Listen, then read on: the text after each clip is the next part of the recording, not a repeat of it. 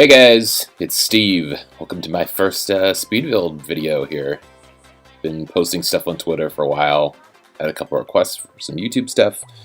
So I thought I'd try out one of these speed builds, which turns out they are a lot harder to record than I thought. At least on the PC anyway. So anyways, this is a bridge. This is inspired by the Mary Avenue Bridge in Cupertino.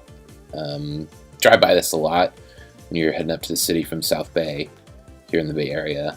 I always thought this bridge just looked really cool, and then in my park here I needed a way for little peeps to kind of get across from a higher elevation over to an island, and I thought, hey, it'd look really cool if we had this kind of cool architectural element, so I wanted to build this. Turned out to be pretty easy. Kind of getting the suspension part was a little bit tough to set up, which you'll see, but overall it was pretty easy. Just kind of pulled in some of these little girders here.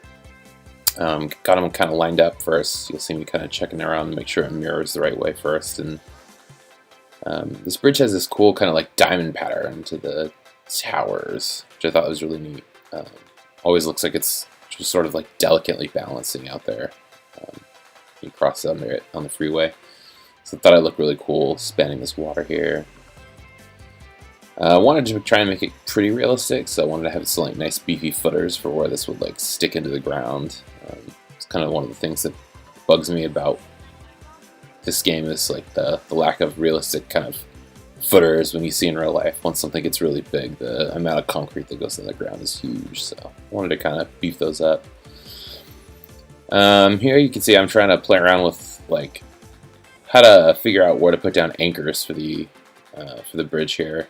I decided to go for a kind of combination of things. I ended up using these little like TV stand things as a kind of a way to just sort of line up the cables. You'll see I'm using the straight cables here, line them up on the deck, and then kind of rotate them into place. And the little TV stand anchor things really just served as a point for me to anchor, and then you'll see me go back later and add another element on top to make it look like an actual big kind of like eye hook. So this has ended up being the hardest part of the build, is positioning all these little cables.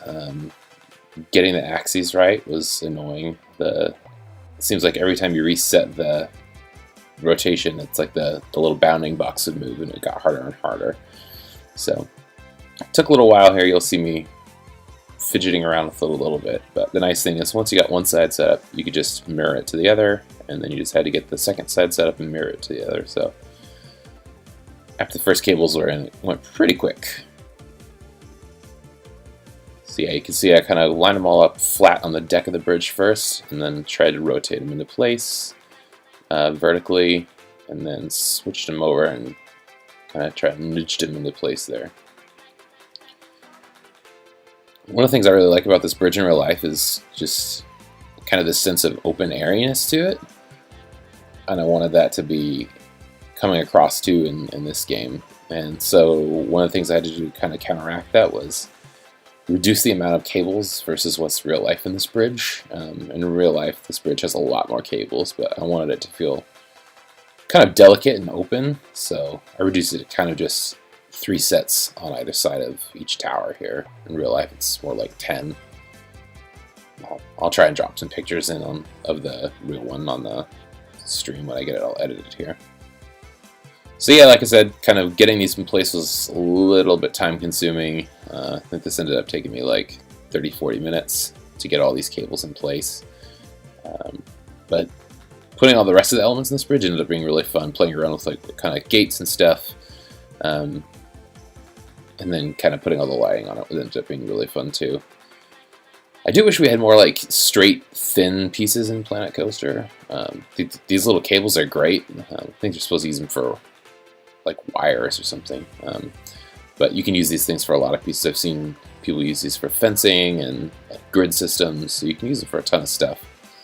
You'll see me save my file like a gazillion times in this video. That's because I'm building a park that's got way too much geometry in it already, so I have to save like every 2 minutes. I've already had a couple of corrupted files on this, and I've been losing some work. Actually, the first build of this bridge, I lost midway through, so I had to record it all over again. Anyways, let me catch back up. So I'm building the footers here. Like I said, I want it to be nice and beefy. So I thought I'd do kind of 2 levels here with the sort of triangular tan pieces at the base and the big beefy, and they're like castle turret base pieces that I threw in down there at the bottom. I thought that looked kind of cool.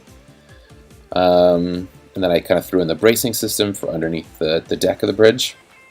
Now I'm starting to play with the kind of fencing or handrail for this thing. One of the things I really wanted to do with this was, since I was making this for the workshop and not just for myself, was I wanted to make all the deck tiles, or all the deck pieces, tileable. Because the bridge is one length in my park, but somebody else might have a bigger span, so you might need to add more deck pieces to your path. So by making all these kind of modular and tileable, it's really easy to just kind of separate out the 2 tower pieces and then copy and paste all the tiles over. So I played around with this a lot. At first I thought maybe I'd do some taller light stands on here, kind of like the Golden Gate Bridge in real life, but just sort of the scale of how I had this, everything felt too large. So you'll see me playing around with a lot of these taller pieces, but I ended up going with a much shorter lamp in the end.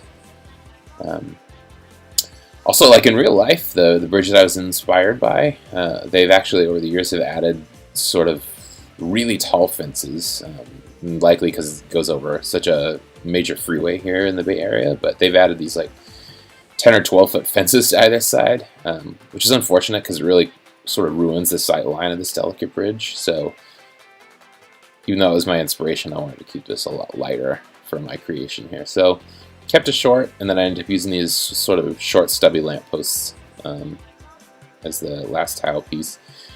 And then you'll see I've just used that kind of like chain grommet thing as an anchoring point for the chains. It also just sort of like hides where the cables kind of dead ends in real life. So you're seeing me here now that I got one of these deck pieces set up, experimenting to make sure everything lines up correctly, and then you'll see me kind of play around and make sure that it tiles correctly too. Like I said, I want it to be super modular. So now that I've got it set up, just quickly duplicating everything, setting end pieces.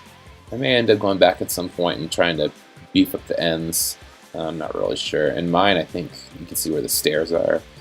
I think I'll actually end up making that some kind of building. We'll see.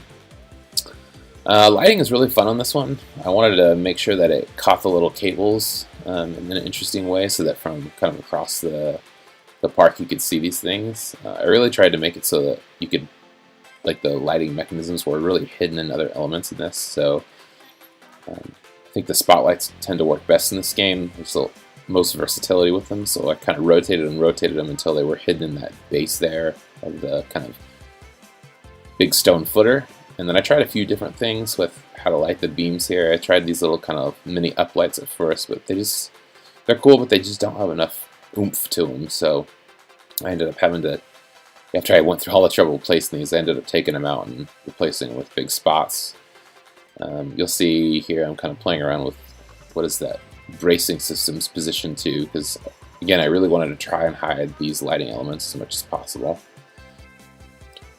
So yeah, I kind of got these things into place, and then you'll see me extending these girders out, hiding these things really good, and then it was just a matter of taking everything and mirroring it for the other side. It's the brilliance of when you build on these roof tiles, you can take everything and just mirror it. So anyways, hope you guys enjoyed my first speed build. If you like it, let me know in the comments, and click and like, and hope you download on the Steam Workshop.